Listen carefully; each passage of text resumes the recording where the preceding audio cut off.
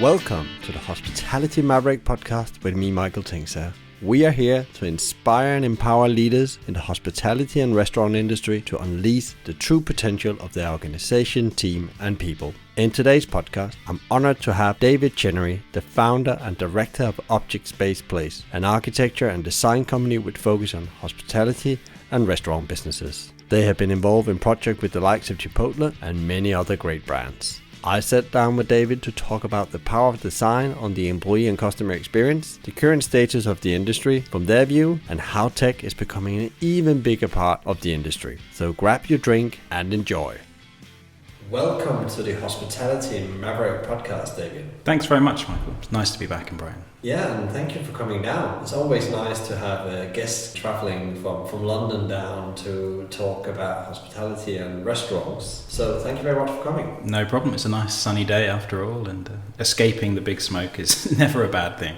I wanted to talk with you a bit today about your story, a bit about what your business is all about, what you're trying to accomplish in the hospitality industry. I grew up in Bournemouth actually, and then moved to Brighton to do my degree in interior architecture. That was a good 15 odd years ago, and then, like most people, got drawn to the bright lights and promised land of London for work. Ended up in a few different kind of quite large design agencies, one called Conran Design Group, where I really cut my teeth, I suppose, on the commercial side of interior design and branded environments. So working for big companies like Shell and Cable and Wireless and people like this, a lot of retail projects in those. And then after those 4 years, I felt my learning curve was sort of tailing off, and then I moved to another design agency called Calder-Moore, a lot more focused on, I guess, some hospitality projects, where it was restaurants, hair salons, some more international work, department stores in Dubai and things like that really. And then after that I moved on to, actually went to go client side. I went to Westfield to get a completely different experience, opening Stratford as a design manager there, which was a very intense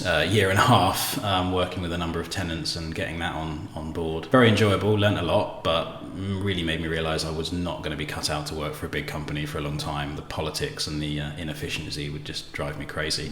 I had a couple of clients I'd worked with previously who were kind of keen to carry on working with me, and someone said once that the best way to start a company is, well, you should only start a company if someone's actually asking you to do it. So I sort of took that as a sign and set up OSP, working initially on the new Chipotle stores in the UK, and also a hair salon client we worked with called Gilly Green. That was quite good, and then we just gradually grew from there really. Took on a new designer, my business partner came on board after a year or two, doing good work and growing, got to about 5 people, and then I'd say about 5 years in we hit the kind of standard, or what I now know to be a standard problem in design agency world, where you kind of just grow through word of mouth and trying to be good at what you do without a strong marketing plan, and which is a fantastic idea right up until the point when it's a really bad idea, and some of your projects naturally come to the end of their cycle. At that point we were really kind of a general design agency. We were doing retail and we were doing a bit of residential, some hospitality obviously within that. And at that point, having kind of had to let a few designers go, we really sat back and thought, well, what are we about? What do we really care about? And what can we focus on as we look to take our business forward and what we're about? So what we really boiled that down to, after a good amount of thinking about our proposition and what we were interested in, was interior architecture for hospitality, for several reasons really. I'm naturally quite a foodie. I really have always enjoyed food. Great memories of going to restaurants or finding out about new chefs or seeing what's going on with that. That was an initial intuitive draw. There's something about hospitality that's really a people business, and that focus on, being uplifting as an experience for people, I just don't feel naturally I get as much from things like retail. For me, that draw of creating an environment that somebody is going to come in and share a meal with their family or friends, or just have a coffee to escape their day-to-day, that creation of a space to support that moment is just gives a great deal of pleasure, to be honest.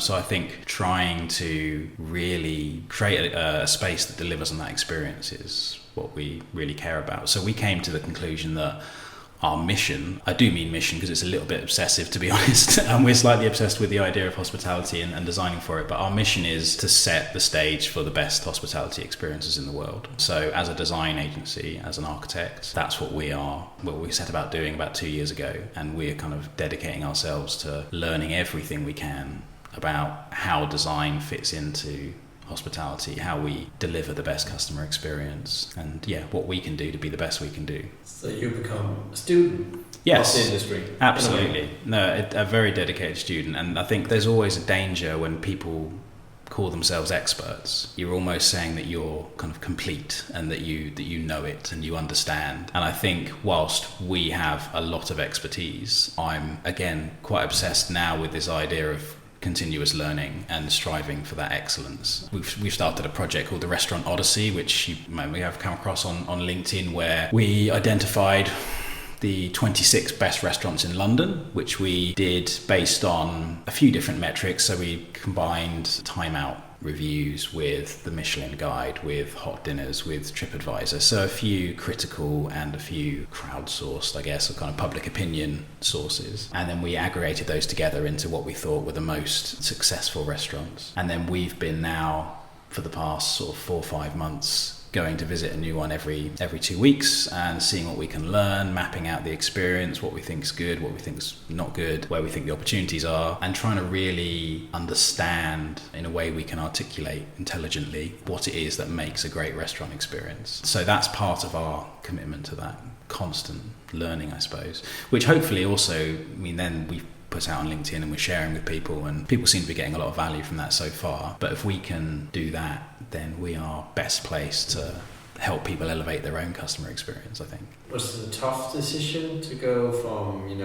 you have to say no then to some customers, I guess, when you want to focusing on a specific thing and be really good at it? I think in the creative field, creative agencies, we are generally particularly bad at saying no to opportunity. We're quite greedy. We like to apply our creative skills to lots of new things because often creatives get quite bored. So like designing a shop, designing a restaurant, designing an office, designing some residential architecture, all of those are interesting creative problems to solve. There's a guy that writes about expertise called David C. Baker in America, and he's wrote a book called The Business of Expertise, and he makes a statement that once you've really tasted true competence, you never go back to that kind of generalized incompetence. And I think obviously he kind of he's exaggerating a little bit there, but the idea that specialising is not going to be a negative thing at all. In fact, it's a positive, because when you get into the niche, you actually realise that there is more and more and more depth to learn within that, and you can offer so much more than a general approach to design. Hence why we're now so focused on the other parts of the puzzle, even the bits that we can't control. We very specifically are about interior architecture for hospitality, but we know that fits into a bigger picture of delivering customer experience.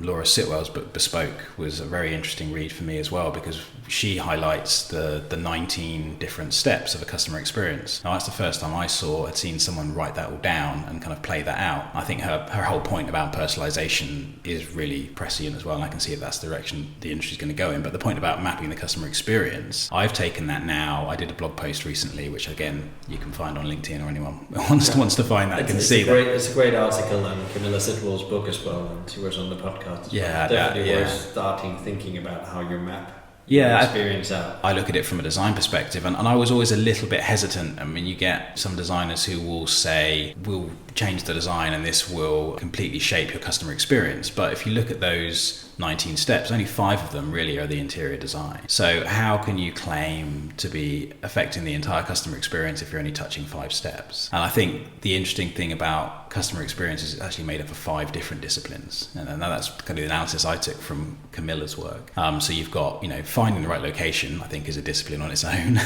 Then you've got marketing. Then you've got the food and drink offer itself, your people, the staff and service, and then finally design. And I think design, is a massively important and a very tangible part of that. I found it very interesting to now look at businesses and hospitality businesses and see which ones are doing well on design and which ones are falling down on other parts. What I've seen gone wrong, and I don't know about your view on it, there's one thing is the customer journey, and then is how do you make work? how do you become effective within that business? Because you mentioned Chipotle. When you design Chipotles, in my view, want to think customer experience, but also think productivity. It's a QSC business, you know. They think our business has to be fast, you know. They think of it as a machine. I mean, the lunchtime throughput is everything, and the queue line and how you manage that. Yeah. You know, they really understand the product that they've got, and they've, you know, in my experience of having worked with Chipotle and gone over to Florida for supplier conferences and see how they live and breathe what they do manage to combine that convenient speed with a genuine purpose. I know they've had their problems in the last couple of years, and the E. coli outbreak in America and all that stuff, and over here they probably haven't managed to get a foothold as much as they thought they would against people like Chilango and Tortilla. But I've found them a massively inspiring organisation. It's the first big company that I'd worked with where I could feel culture coming through in every person I dealt with in that company. It was very, very interesting. And then there's also, you know, when you go into maybe a little, or you go out for dinner, it's a sit down dinner, and the experience has to be off the scale. So it's all the crazy things that's developed there, you know, it's the plants hanging down from the walls and stuff like that, where again, I guess it's what you expect as a customer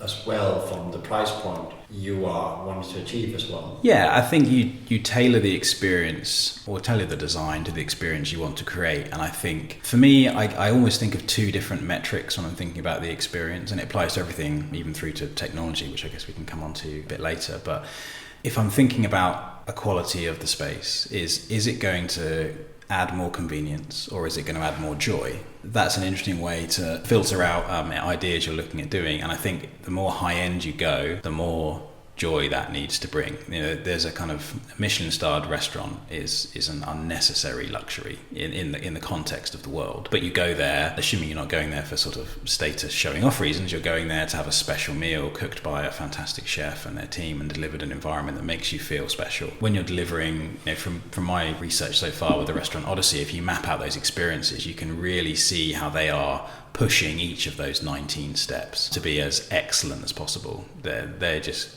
not accepting anything even average in most of those locations. When you're operating more in the casual dining or the QSR, I think actually you're not pushing all of those 19 steps as hard. You don't necessarily need to. If you look at Padella, for example, on Borough Market, it's a fantastic location. I mean, really, that's an incredible location. And the way they've managed the design with the awning, which is effectively that 50% of their shop front is a sign, but they've done it in a way that doesn't look cheap, is a big deal. So they've got a fantastic location. The food is authentic, stripped back, well priced, and they have a natural queue out the door every single day. It took me about 3 times before I could even get in there. So they haven't, but their service, the staff service, is perfectly fine. It's average. There's no marketing pre-visit and post-visit, in that there is, I don't book, you can't book, so they've got none of my data. They don't even know I've ever been, but they rely on great social media, great reviews, and then when you go there, the food is great and it's inexpensive and it's in a good location. So they've maximized some of those variables that will make the biggest difference to them. I think that is the difference between QSR or the casual dining concepts compared to fine dining, is you have to push further. So one thing we talked about, all the touch points, I guess that, as you say, they choose some of them, but I guess they need to deliver on all of them, as you mentioned before as well. Then I guess it's about knowing which one do you dial up and which one do you dial down. Where is the focus every day? Which one do we need to deliver excellence on day in and day out? Yeah, and I think that is something that you will definitely tailor for each individual concept that you work on. You'll know which ones you need to be excellent on to tell that story and deliver that experience. I think where a lot of places go wrong is they put too big an emphasis on the wrong area.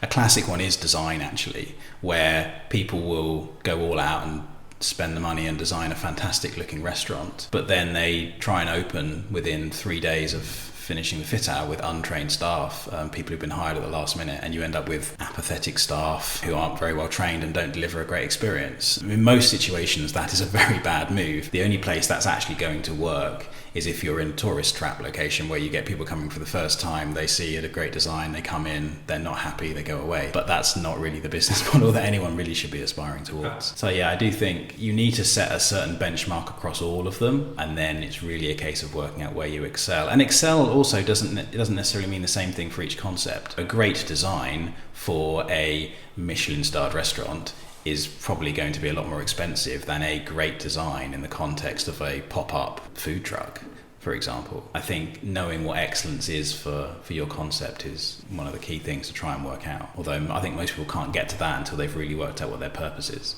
So that was interesting, because that was what's popping up in my thought thread when you said that. So what do you mean by they need to figure out their purpose? They just need to open a restaurant in a great location with some great food, don't they? Well, if that is their purpose, if that is there's a great branding guy called Robert Bean, I don't know if you've come across him. So he talks about the single organizing principle. There's a really good podcast he did with Shamil Thakrar from Dishoom, and they talk about the kind of the culture and how they develop.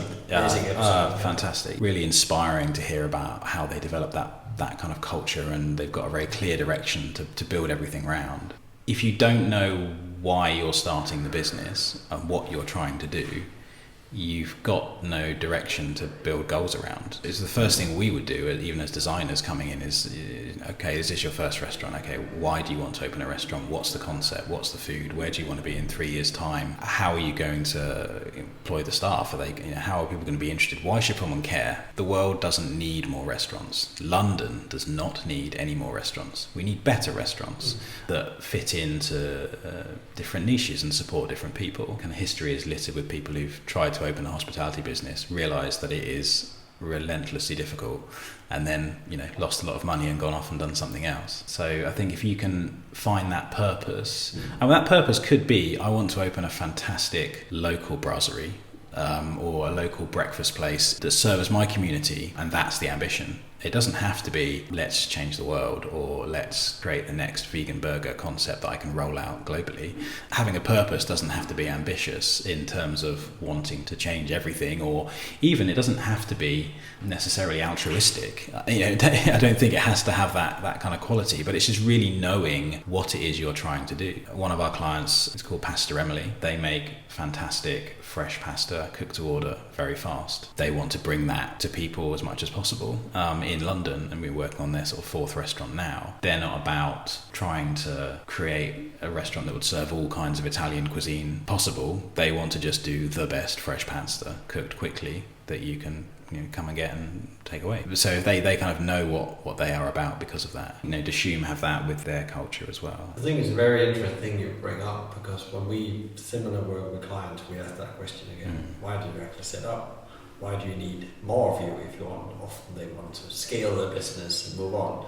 And you quite quickly find out when you start to ask these questions, there's maybe the founder know why, but the rest of the organization don't know. They haven't been able to do what you mentioned, Dishoom, do that storytelling inside the organization, so they really understand this is the reason why we do what we do, and why we're focusing on the things we're focusing on. Coming back to the touch points we talked about before. It's also interesting hearing about Dishoom, because you actually realise that they're still continuing that journey. They're evolving that purpose. They actually said in that podcast that the first space they designed, the first restaurant, actually looking back, didn't capture their culture enough. But then the second one, they really felt that it did, because it delivered on that concept of what they were trying to do. So I do think finding and defining a purpose is both difficult, but also not something that's ever going to be done.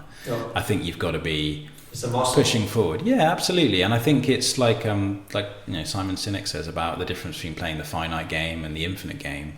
You've got to be in this to be constantly learning and getting better and improving, because it's particularly in around London, it's ferocious, and if you're not moving forwards, then you're going backwards, and that could be a big challenge. I think we've seen a lot over the last few years with businesses that very clearly were playing the finite game, which was grow it to 30, sell it to a venture capital company, grow it by another 30, sell it to another one, and they've scaled to the point of mediocrity. I remember going to Jamie's Italian when it first opened at Westwood Stratford and being really impressed with the quality of the food. That was sort of 7-8 years ago, and then sort of 4 years later stopping by one in Reading with my business partner and saw that they had a burger on the menu. It's like, what are you doing, guys? What's that got to do with Jamie's Italian? And not even a good burger. We ordered it out of pure curiosity in case it was some fantastic new invention that that Jamie had come up with. It was probably one of the worst, most average burgers I've ever seen produced by a restaurant. Why are they even selling it? They completely lost their way. The focus was just on scaling rather than being excellent. And I think that's a big problem with businesses that want to get to scale, is that they become this kind of, it becomes about scale rather than excellence. And I think if you confuse those things, you're in for a tough time. We do a lot of work on studying the most successful within the industry, not only from internal point of view, but also what they do in the market. And you can see the one that's still here when the storms disappear. So we have a perfect storm now, we had one 10 years ago. They're the one that just slowly but incremental improve over time. And you mentioned Chipotle is one of them. We think they had tough time, but again they come back because the culture is so strong, the purpose is so strong. Even one of my old employer, McDonald's, you see they've gone through times, but because the business has a strong direction and purpose of what they want to do, they come back and have an excellent culture again. And you see that in other smaller restaurants as well. They will thrive no matter the environment they're in. They will maybe have less on the bottom line, but they will still have a bottom line. And they will not just die because there was it's faceless businesses, what we're talking about when you just definitely. There's no deeper meaning for an employee or customer to go visit that place. So yeah, I agree with that. So when you work with people, what journey do you take them on? So you said you start asking them what is the why, and how would that process look if you wanted to help them create, an amazing hospitality experience?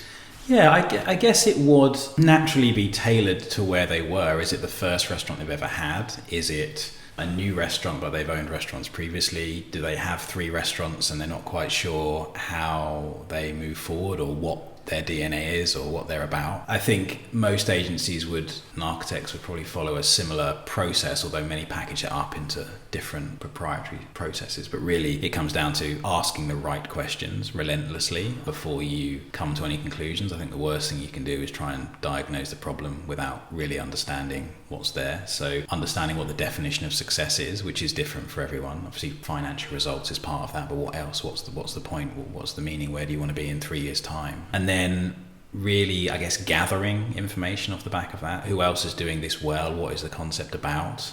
Is this fast casual? Is this fine dining? What area are you looking to go in? If you've got a geographic location, what's around there? If you're looking at a particular building, what are the challenges with that building? How can we really start to express your concept within that? If you've done the gathering stage, then really it's down to defining the proposition, the DNA. I'm quite keen that we always look to define the DNA of someone's space. Now, if they've already got graphics and branding or they've got previous sites, then they may have an idea of what that is. But I think our goal is to really hone that down into, one sentence or a few words that really captures who they are. Part of the Restaurant Odyssey experience is going, for me, trying to tease out what that is in places that have already existed. So Lyle's restaurant, for example, is for me all about stripped back excellence. That's the core of that, and you can feel it in the quality of the food, how they source everything, the way they've dealt with the environment, the service, their wine list, everything kind of delivers on that DNA.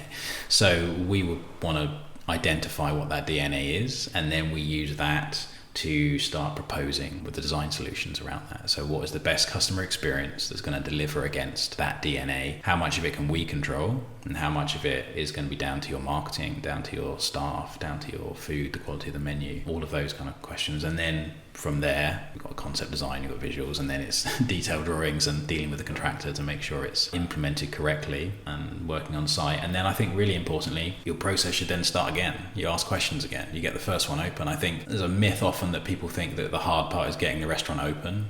And I think that's when the hard part really starts, because you're opening, if it's your first restaurant, it's a prototype. If you're lucky and you've done the process well, it'll probably be 80% right. I call it the feedback machine. Yeah. That's an interesting way of thinking of it. Yeah, I think so. If you're lucky, it's 80% done, or 80% working, shall we say, not done. And you'll open and you'll realize that some of the menu items don't sell, or some of the seating types you thought would be really popular aren't as popular, or some of the lighting didn't quite do the job you wanted to, or your staff aren't quite trained as well as you want them to. So you're constantly pushing from a design perspective, but from every aspect of the hospitality operation. And then you should be asking those questions again, and then you should be gathering information, and then you should go through that process again as applied to that one site. If you then, as many of our kind of clients want to do multiple sites, really, I think the best cycle is that by the second restaurant, you'd want to be sort of 95% sure of the DNA and how it applied, and then you'd want to say, okay, we really understand the DNA and how it applies to the third restaurant. Now, that doesn't mean that you then just hit copy paste and hope it's all done, because again, I think that's where people have come unstuck. We all, particularly type A personalities that want to really understand something, get it done and move on to the next challenge. It doesn't really work that way. I think you need to take a considered approach to how you're going to put your concept into every different location. Maybe at best, again, 3/4 of the concept will be perfect for the next space, but you probably want to tailor the design to the architecture. What is the local demographic? Is there going to be more families in here? So therefore we need to adjust the design to suit more families. Really interesting actually listening to the podcast about Sticks and Sushi and their approach. Awesome. Yeah, about the idea that they're not rolling out, they're in a considered fashion doing one restaurant after the other. And I think that you need to allow for that level of intelligence and kind of considered approach to making sure you get everyone right. Great things takes time. Of course, and I think you still need to be efficient within that. You still need to work fast.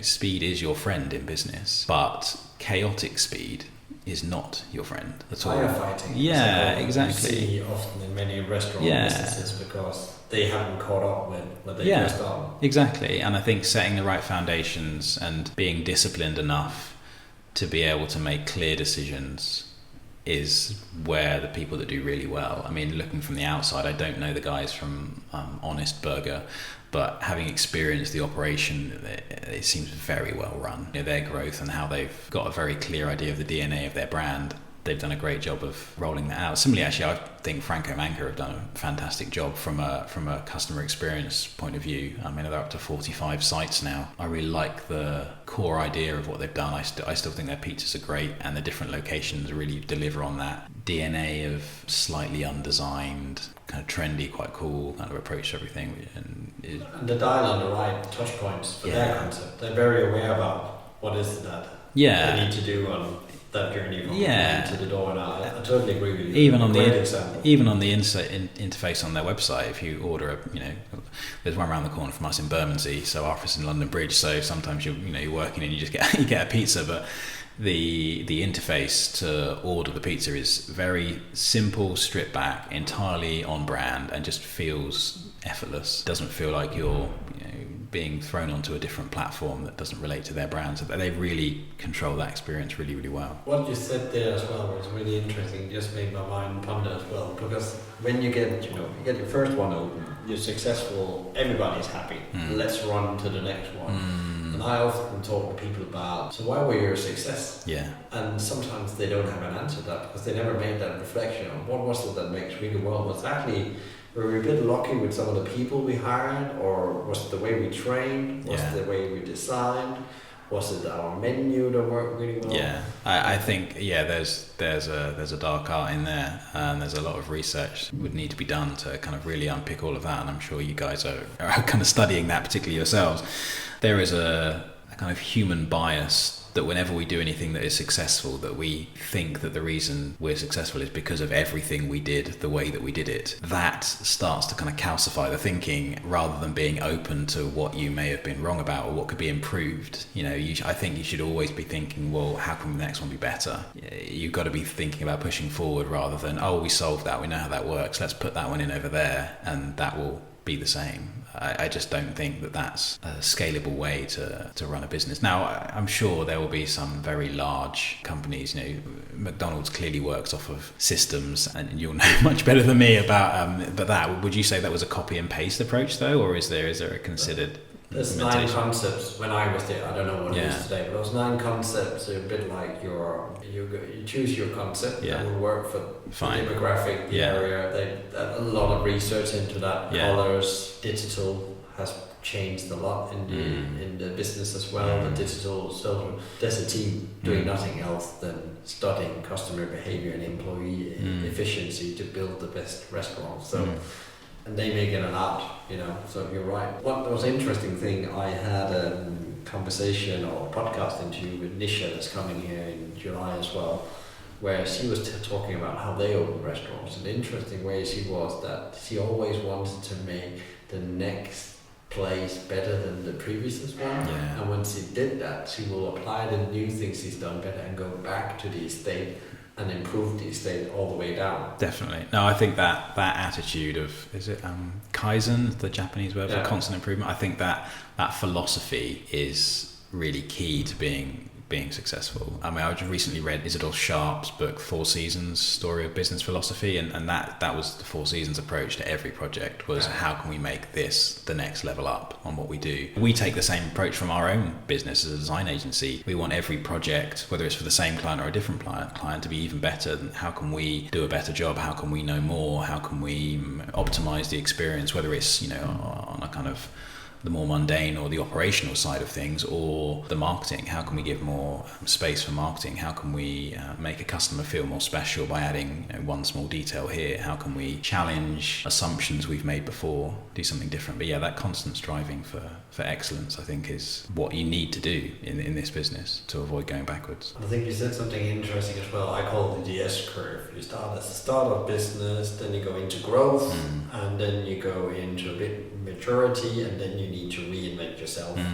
And then you need to almost go from a mindset point of view, an approach in the way you do things, go back to startup mindset. Have you seen that as a designer as well, like a larger organization that really have to go back and reinvent some things? That's very interesting. I don't know if I could pinpoint an example that did support that, actually. From a design perspective, there is a kind of common idea that a lot of restaurants, you would look to refit them every 5 years, or 5 to 7 years is the kind of average duration of a fit out. That should be done really on the basis that if you are evolving and tailoring your offer and changing over time, that space is going to start to become tired and not really reflect who you are and what your identity is. Whether they need to go back to a startup mentality, I don't know. I mean, I think there is a challenge, obviously, and the bigger companies get, the more people within those businesses operate in silos and they become task focused. Psychologically, the kind of people that work for a startup and the kind of people that work for a scale business tend to be polar opposites in terms of their thinking. The real trick for great businesses, hospitality or otherwise, is maintaining that yearning for innovation and development, for excellence, whilst also having the people that can deliver on the detail and the implementation side of things. It's really interesting when you talk about implementation, because I guess one thing is to get a design beautiful done. Another thing is bringing it to life. Oh, 100%. It's one of the areas that, again, is this idea that people think something's done. Nothing is ever done. When we do great visuals for a concept, now they're done to a very detailed level, but you still need to do the next level of detail, the detailed drawings, where you start looking at how it coordinates with MEP services, exactly what the lighting levels are, exactly every finish and material detail. But even when you've done those, if you hand those to the contractor and walk away, and we don't do the contractor liaison piece when you're on site, there's still going to be a gap because stuff happens. There are surprises. Materials can't be ordered in time, or they uncover something on site and you need to adapt. We talk about two of our main real tenets of what we're about are the combination of storytelling. So we want to tell the story of the client through the customer experience, and then craftsmanship. So how we deliver that story in an environment that, to a level of craftsmanship that suits what they're doing. Now, craftsmanship doesn't have to be, again, super high-end cabinetry if that doesn't suit the concept, but it's about considering exactly how everything goes together in a deliberate way. And if you don't control how that design is implemented on site, then some of that deliberateness can disappear away. Particularly building on site can be one of the most stressful parts of a project, particularly for a client that's not used to that scale of development. It can feel a bit out of control sometimes. There are deadlines to be open. It also coincides with hiring staff, doing marketing campaigns. It's a very challenging time, so sometimes decisions can be made very emotionally and very quickly, or driven by cost. And I think our job and the skill of a good designer or architect is being able to take the big picture view of, okay, well, the very first conversation we had, you talked about this purpose and this point that you wanted to, the point of your restaurant was X, and we translate that into a DNA, the reason for why people would come here and how that experience is going to play out. And if we need to make decisions all the way down, particularly those ones on site, we need to still make sure that we're not just choosing arbitrarily between, we can't get these tiles, let's get those ones. We need to understand why we're making that decision, back to the core logic we set up at the beginning. And that's where that idea of implementation being on site, it's a little bit hard to explain sometimes, because they kind of think, surely you've done the design by now. There's a real value in not losing in translation that design idea. Again, you're coming back to your purpose again, I guess. You need to go back and check the why.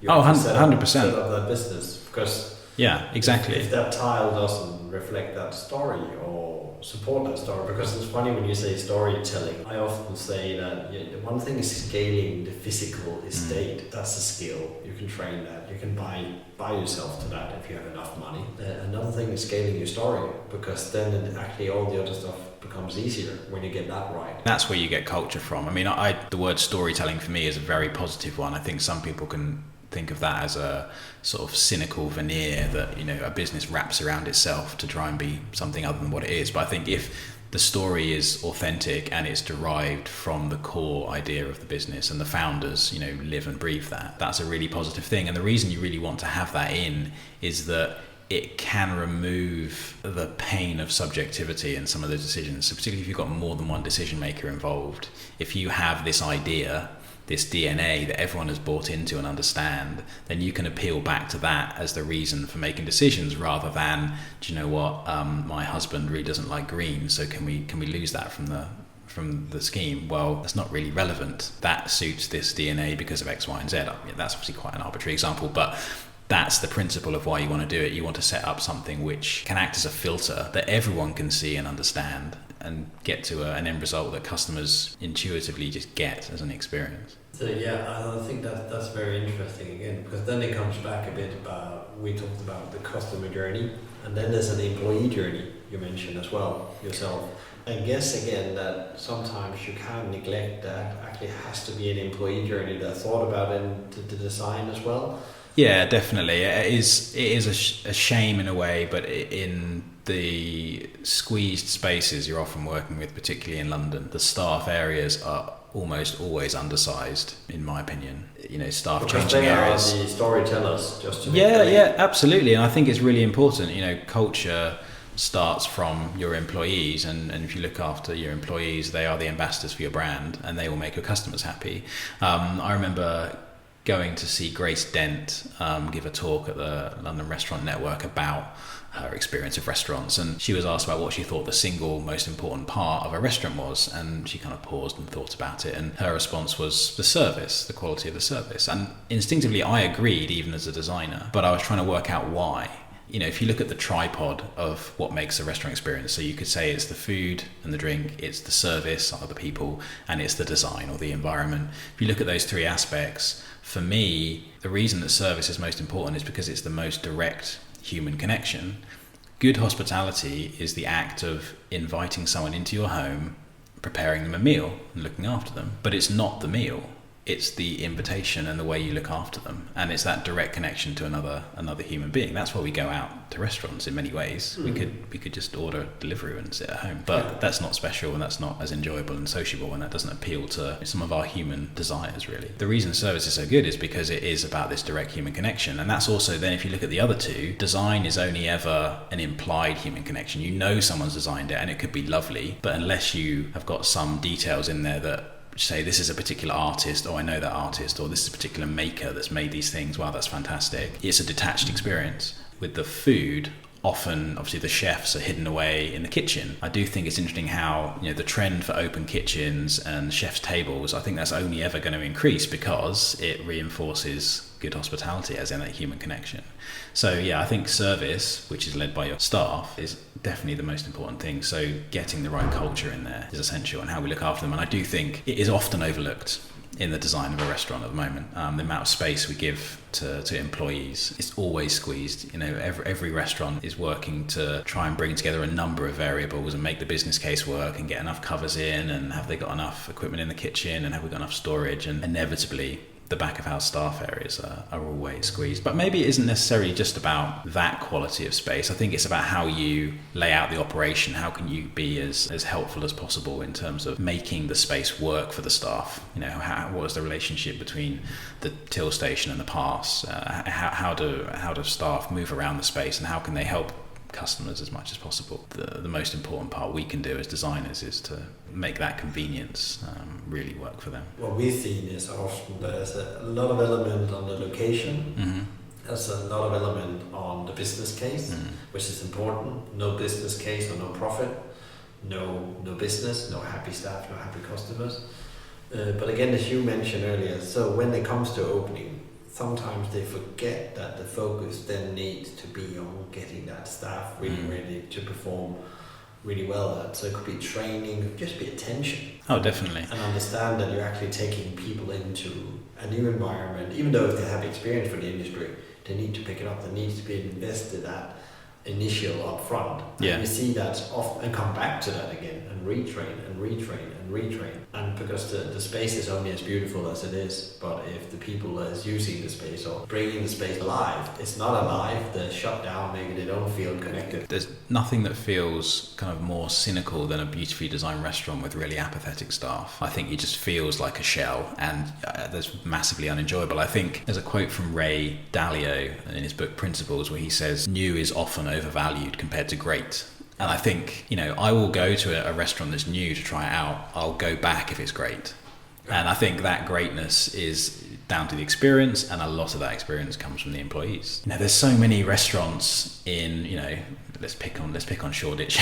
There's so many restaurants in East London where the design is consciously, it's an undesigned aesthetic, it's anti-corporate, but the food's really good, and there's a good warm welcome from people that care, that have been working there for a while. That kind of delivering and that customer experience is more important than the design in that context. Another thing that's interesting when you talk about design, there's been a lot of talk about technology, and we're quite pro technology at Hospitality Maverick, but again, we believe that it's not the single solution to everything, and technology is a part of where society is going. Yeah. And you can see, if you were in a train today, I'm sure there was a lot of people, including yourself. Yeah. We sucked into this, mobile phone, digital world. How do you see that come into the whole design thing? You're talking about creating Instagram-built places that's actually just making money for people coming and taking a picture of sitting next to something. Again, you could come back to the idea that I come for the new and I stay for the great. I think if your business is based on, footfall based on social media, they come and take a photo of a blue latte with a cat in it and pay you £10 and never come back. That is a business model, but I don't know. It seems like a lot of work for me. I think technology is an interesting one. I really like the way Jim Collins talks about it in Good to Great, where if you look at the study of really great companies who have pushed on to become kind of world class in their field, technology is not even in the top 5 drivers why they've done it, even if they are technology companies. It's really about having a purpose and knowing what you're about. Technology is the amplifier to that. So I think if you take that, great hospitality, the idea of hospitality hasn't changed in thousands of years. Human beings haven't changed. We all are born with this kind of sense of status anxiety. We're all looking for ways to feel important and valuable as human beings. Some people find that in belonging and community. Some people find it in religion. Some people find it in the pursuit of money. Some people find it in the pursuit of fame. So that plays out in restaurants in terms of people that really like the local coffee shop, people that like the status place that's just opened around the corner. So for me, technology as a tool, you need to be thinking about how it reinforces your purpose for what type of restaurant you are trying to open. Clearly, if you are working on a quick service restaurant, then people like Vita Mojo come to mind, and that was a really fascinating podcast episode as well. I know he talks about every business of the future is going to be a tech-led business, and I don't agree. I think every business needs to be a purpose-led business amplified by tech. I don't even actually believe that Vita Mojo is a tech company. I think their purpose is to move from food and hospitality, from mass production to personalization, and they're doing it through technology and software. But that, Nick would knows more about that than I do, so that's just my opinion. But I think technology in that sense, the average bar is clearly going to lift in terms of the amount of technology someone needs to use. But I just think there's a danger that technology and data become a cult, and we kind of become all worshipping to this idea. And then they're tools. As a design agency, we use software, AutoCAD and visualization software that 20 years ago would have seemed like absolute magic, but we use that technology on a day-to-day basis. Does that mean that we're a tech-led company? I don't think so. I think we're about creating excellent hospitality experiences, and we use technology to do that. For me, technology really succeeds where it melts away into the background. The Google search engine, whoever thinks now about the miracle of how that works, contactless payments, is where it streamlines our daily life that I think it becomes the most interesting piece. How will technology play out? I don't know. I think it is an interesting one. I think it is one that we need to be aware of, but I just think it applies more and more to different concepts. There are always going to be the niche, the outliers, who go very big on tech. So you look at the robot burger concept, and you look at people like Spice in Boston, who have the whole menu is made by a kind of automated machine. That's fine, but is that going to become the norm? I don't know if it is. Looking at that from the fine dining side, will my experience of going and having a 9-course tasting meal at Restaurant Story be improved by technology? I can't see that immediately, because the experience is about being special and being looked after by human beings. That's part of the joy of that. So I think the technology in that sense is where it becomes about joy rather than convenience. I think there's a more questionable fit in what it can actually achieve. I think we're very aligned on this, and I think there's something about the technology can help you do the heavy lifting. I often say, how can it save you time and money? How can it go in the background, as you said, and actually just become that thing that releases you to set better excellence? Because I actually think great restaurants, or Jim Collins, you mentioned, what he found in that search, that was actually these businesses didn't have a breakthrough technology. They were just continually setting new and better standards every day, and they got this swing wheel effect of things, and they just kept on pushing ahead, small steps. Of course, they had a business model that worked and all the basics, but the thing was they led from a very strong purpose that they knew they were going in the right direction as long as they were winning the game and setting new standards for excellence. So I think there will be the outliers, as you say, that will do the Amazon and the I think so. Stuff. I think the other thing around data, big data is obviously quite a large topic that's given a lot of coverage at the moment. Clearly, using data, which you obviously convert to insights, because there's no point having data without insights out the back of it, that is going to bring a level of rationality to some otherwise emotional guesswork that may well go on. So you can see that there's huge positives in there. But my concern with some of that, particularly maybe at the early stages of using it, is that it's probably going to lead to a slightly more homogeneous landscape, because you're going to be picking out the patterns from that data, and then conclusions are going to be relatively similar. So you start knocking off all the rough edges, and maybe some of the concepts that are a bit more outlandish don't happen because the algorithms don't say they're going to work. So my concern, as a slightly romantic idealist in the kind of hospitality world, is that we end up, if you just solely follow that data and that insight and look at the probabilities of which direction is going to be right, that people don't take the big bets and they don't try and do something massively different, and therefore does that end up stifling potential innovation,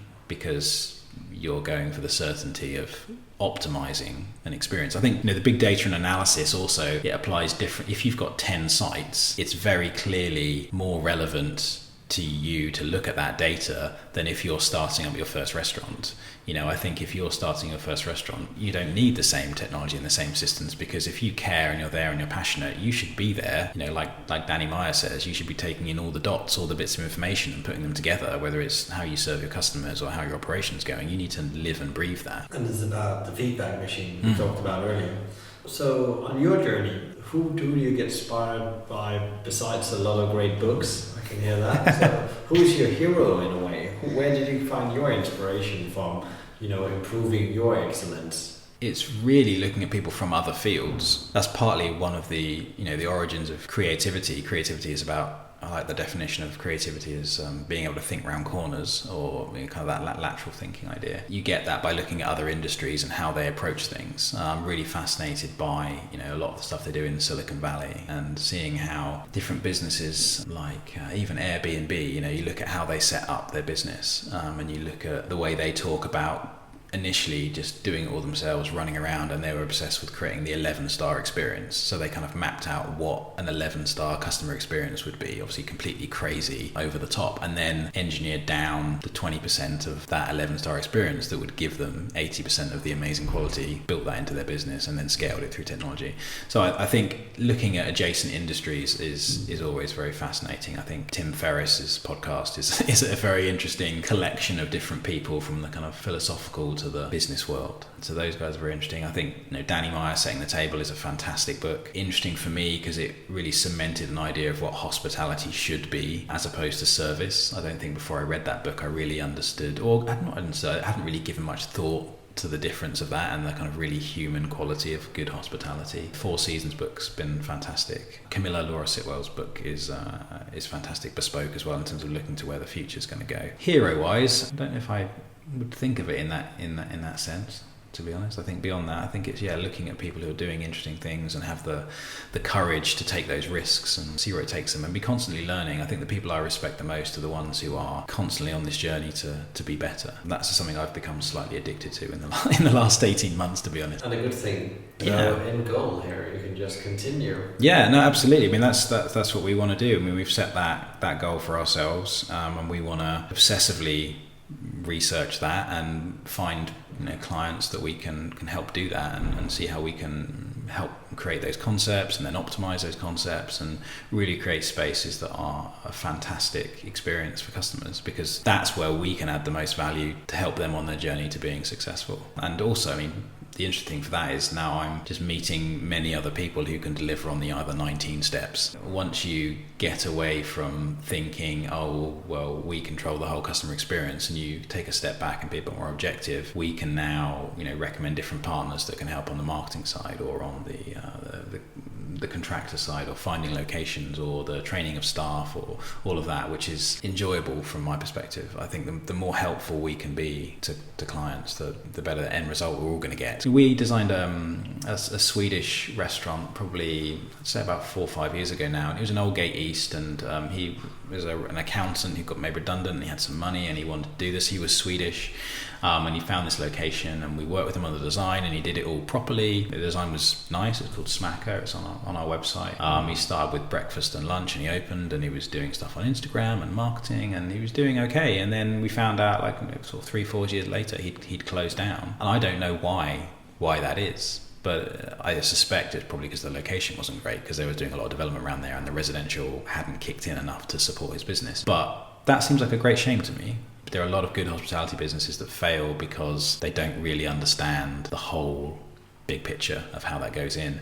Instances like that reinforced in me, well, actually, I don't know the whole big picture there, so I want to make sure I know other people that do and that can fill in the gaps that we don't know, so that we minimise the chances of that happening for our clients. I think it's very interesting because there's both, the customer journey with all the steps that had and touch points, and then you have all the touch points on the employee journey. So what we discovered a couple of years is that even though many of us have a lifetime of experience, there's still so much to learn. The more experience you get, the more comfortable you become saying, well, I don't know all the answers.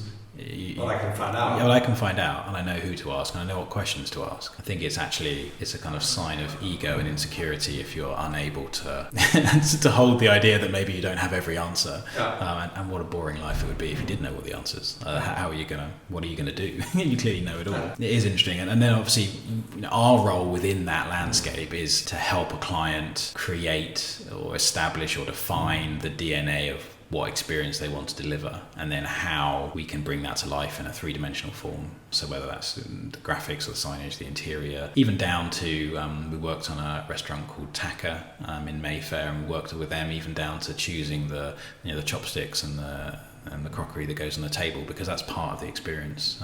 They were setting out the menu, finding the exact menu covers that we wanted to have made to deliver that experience. So controlling that experience is really important to us. And you're capturing the soul, I guess, of who we're working with. When we were working with Pastor Emily, actually, on one of their recent restaurants, we sent across the concept sort of development and just got a text back from the client saying, thanks so much, you captured our soul. And that's the highest compliment I think we could get as designers, that they really feel it's them and it's excellent at the same time.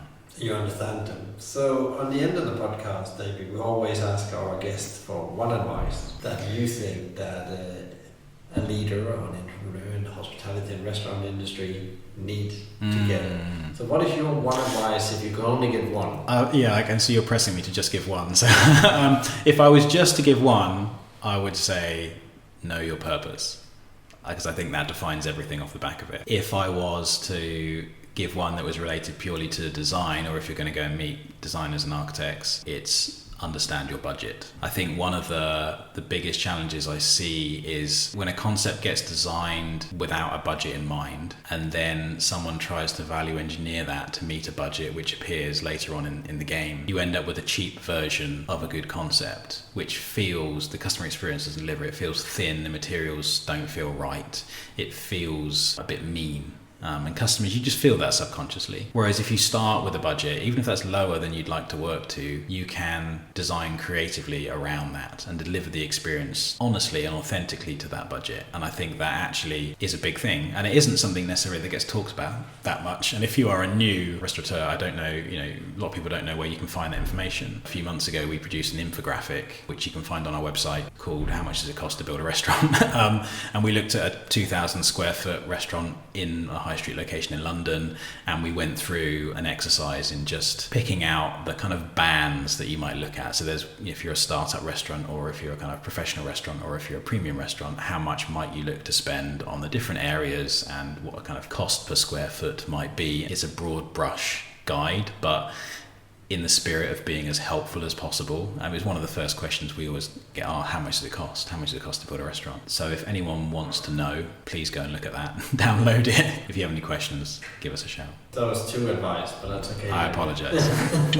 Thank you very much for coming on the podcast and travelling down to Brighton. I'm sure we could have continued for hours. There's a lot to dive into, but hope to see you on the podcast in the future as well, and see how design evolves with the industry. Thanks very much. Thank you, David, for sharing your insights on how to boost hospitality and restaurant experience through design, as well as your views of the industry in general. If you enjoyed today's podcast, please give us a like, rate, review, share, or even better, subscribe to one of our channels. Thanks to Let's Talk Video Production for your ongoing assistance. We hope you enjoyed today's podcast with me, Michael Tingser. Tune in next time for another industry interview. In the meantime, find out more about us at hospitalitymavericks.com. Thanks for listening, and be Maverick.